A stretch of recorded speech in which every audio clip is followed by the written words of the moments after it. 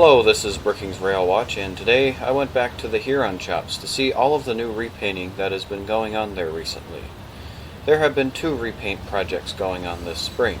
The first of them is the HLCX repaint project that I talked about in Rail Expedition number 6, where G&W acquired some GP38-2s from HLCX and tasked the Huron shops with turning them to corporate orange. By now, the second batch of engines is already starting to be completed. As for the second repaint project, the Arizona and California Railroad has sent RCP&E some of their SD40-2s. These locomotives are not on borrow, however, as they are actually being added to the RCP&E roster.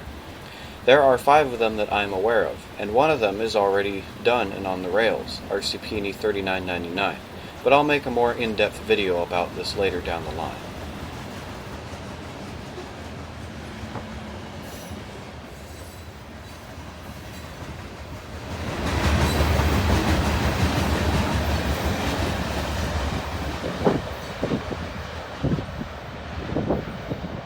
Well, I got to the Huron shops, and as usual there is just a sea of locomotives, some orange, but a couple weren't. I first checked out some of the regulars. 3007. Every time I come here there's more and more parts taken off of it. Here's one of the former Arizona engines. So far they've updated the reporting mark, but they haven't yet applied the RCP&E logo. Here's one that has yet to be repainted. It's already in corporate orange, so there won't be too much work to do. And here's 2 green ones that will require a lot more repainting. Now you may have noticed flared radiators on a few of them. All 5 going to RCP&E are SD40-2s. However, 2 of them were former SD45s. They have since been downgraded to SD40 specifications, although at one point they were also upgraded to -2 electrical specifications.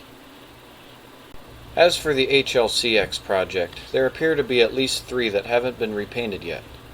There were also 3 in the yard that were freshly painted. 1 for the East Arizona, 1 for the Indiana and Ohio, and 1 for the Portland and Western. There are also a few more P&WRs that recently hopped onto the Union Pacific to be sent west. I have a list of the HLCX repainted engines on my website. On the other side of the Huron yard, I saw a quartet of randomly assorted orange locomotives.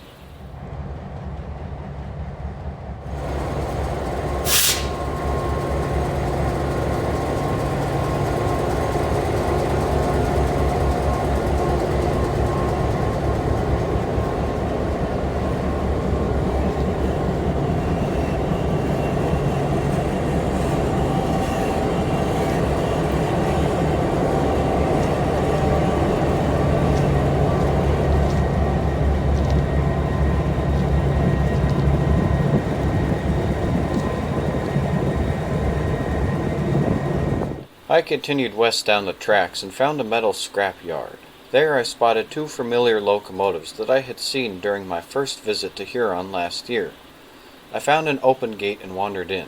I didn't know if I was supposed to be here, but no one shooed me away, so I went with it. Anyway, now I've found where locomotives go to die, at least in Huron.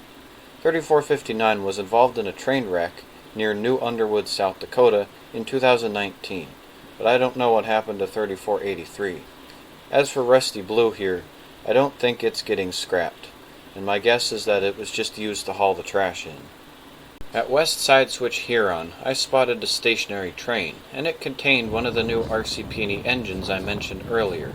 Besides the number 3999 being very different from the usual 34 numbering series, it looks just the same as all the other SD40-2s.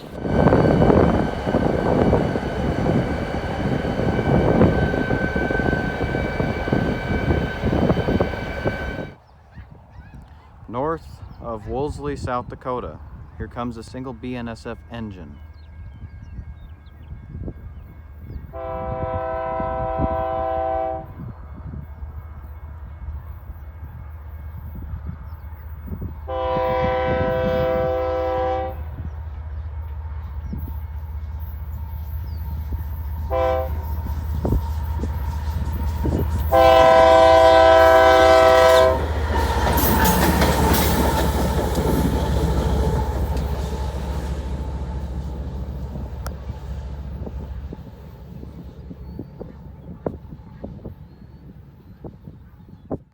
I leave you this Sunday morning near the BNSF RCP&E Railroad Diamond, where 4 General Electrics sit waiting in an open field. Thanks for watching.